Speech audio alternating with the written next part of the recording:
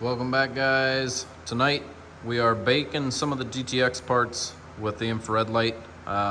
We've got these panels up to about 140 degrees, and what we're doing basically is I'm baking a section at a time. So we bake this section, we bake the middle, we bake that section, and by the time I get to that side, this side's cooled off, we do it again. We do it 3 times on each panel on this particular car, so that we can have a really nice hard clear to blocks. So the reason we do this is because we want all the shrinkage that's going to happen before we cut and buff. And you will have shrinkage. It's not necessarily your primer or your fillers or anything like that. You just sprayed 4 or 5 coats of clear on this on top of the sealer and base that you put on here, and that product is going to take a while to dry, especially clear, especially a glamour clear like this. This is VC 5700. This is going to take a while to dry, and basically what we're doing is it's an infrared bake, but we're force drying this, and you don't want to do this right away. I don't bake 5700. We just let it dry naturally. We let it sit for at least a week or so. These panels have been sitting for about 10 days. And then we start baking. Let it go through a natural drying process. You don't want to rush it too much. If you bake it in the booth, you risk skinning it, especially when you have 4 or 5 coats of product on there, of clear. So there's a lot of modifying flash times and things that go into stacking clear like that, which we explained in the other videos. But basically what we've got is some GTX parts, and some of these have been sanded on a little bit. And what we're looking to do basically is, if you can see how ripply and chunky the light bulbs look, that's from that clear is tightening up. As it's drying, solvents are leaving, it's losing mass, and it's shrinking. Every product is going to do that. That's where you get all of this orange peel from. And what we're looking to do is have a nice hard substrate to sand so that we can cut it flat. Because if you're trying to sand really fresh clear that's not totally dried, it's going to be a lot harder to get it flat, because it's like sanding a rubber ball. The harder it is, the easier it'll be to get flat. And there's a big difference between cured and dried.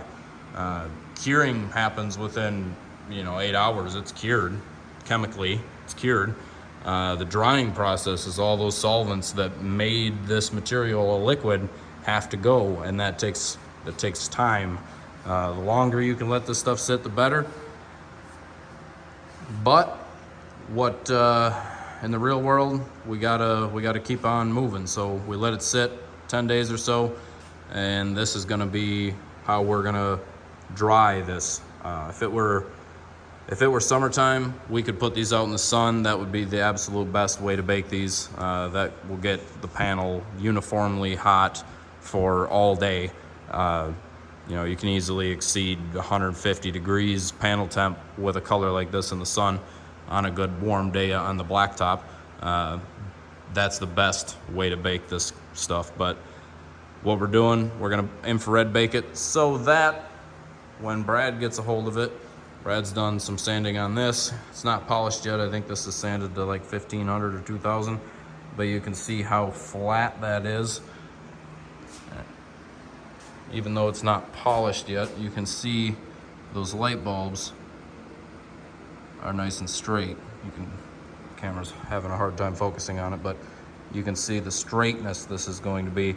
And we're not even done sanding this yet. This is, I want to say this is only to probably 1500 or 2000.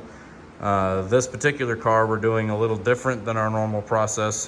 When we sand this, we're blocking it once with 1000 grit. To try to keep budget in mind a little bit, we're blocking this once with 1000 grit on a hard block, and then we're going to a DA 1500, 2000, 3000, and then to polish. But even doing that, when your clear is nice and cured, as you can see, even blocking it just once and running the DA over it from there is a huge improvement upon just using a DA.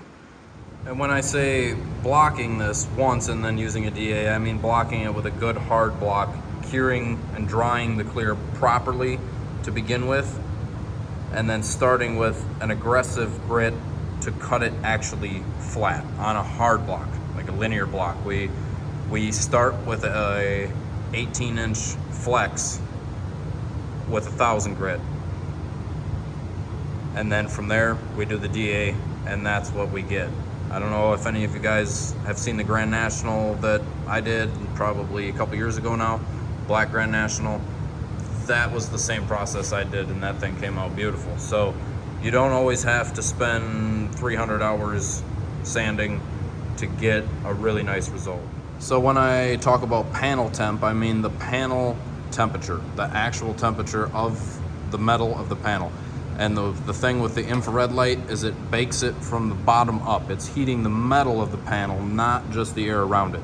When you do a bake in the booth, you're heating the air around it. That's where you get the skinning. What we're doing here is forcing solvents out from the bottom up. So my panel temperature right now is about 130 degrees, and it's gonna keep climbing a little bit. I just turned this light on, but I'm shooting for 140 to 150 degrees panel temp, and we do that for 20 to 30 minutes at a time. We do that 3 times. So each part of the car gets baked for at least an hour and a half at roughly 140 to 150 degrees.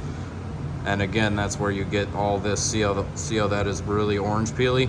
That wasn't like that when we sprayed it. It wasn't that peely. As things dry, they tighten up, and that's what we want. We want it to tighten up before we cut it. So after we cut it, we can cut it flat and it won't come back. I've seen a lot of cars and done a lot of cars in the past that you cut them too soon, they look beautiful, you put them out in the sun, take them to the car show, they sit in the sun all day, they look chunky, especially fiberglass cars, but that's a whole nother thing.